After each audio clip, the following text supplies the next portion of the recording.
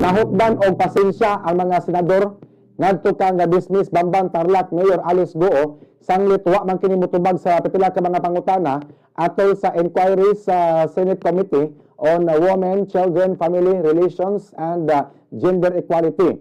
Kini human wala muhatag og tubag si Goo sa mga pangutana nila ni Committee Chair Senador Risa Hontiveros o Senate President Pro Tempore Jinggoy Estrada sa mga pangalan sa tag-iya sa yate nga gisakyan nini aron makasibat sa Pilipinas ingon man ang nagtabang kaniya nga makaikyas matod pa ni Goo nga nahadlok siya sa iyang seguridad.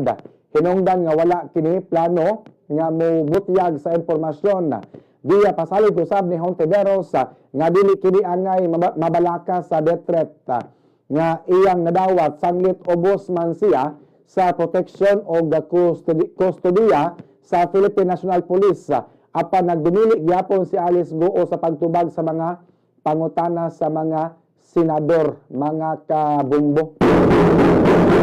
Tungod ni na cite in contempt napod.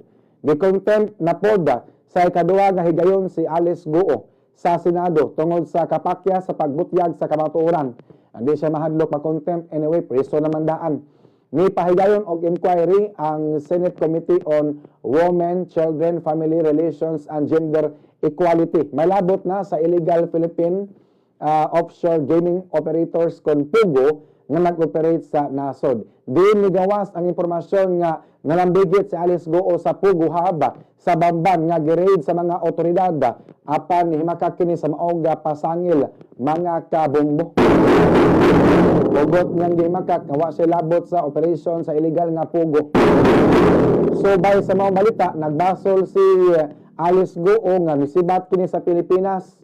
Matod pa ni Alice Goo nga nagbasol kuno siya. Yan ang gisulti nga to sa mga senador atol sa Senate Committee mga kabombo no on women's inquiry. Onya gibotya nini nga nisakay sila og yate kauban ang igsuon nga si Sheila o si Wesley. Apan wala na nini gibutyag sa publiko ang pangalan sa mitabang kanila sanglit matod pa nahadlok siya sa death threat mga kabombo. So kato mga tao nga nitabang nila wala na nila sulti ang mga pangan kay hadlok sila nga madamay. Sila pa gitabangan niya idamay pa nila ang tao nga nitabang nila. Mao na nga takom ilang bakba mga kabombo. No, big deal sa masulti kung kinsa mitabang nila kung ano nakaikyas sa Pilipinas. Apan di siguro ni Goo nga walay government officials ang mitabang kanila sa pagsibat sa nasod. Kahinuman nadakpan si Goo sa Indonesia niadtong September 3, 2004 o gibalik kini sa nasod niadtong September 6, 2024 mga kabombo.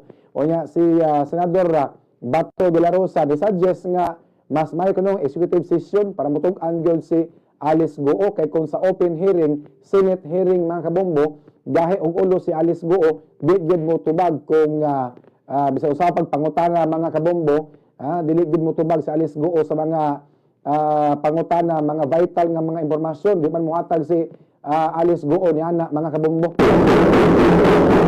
Sige.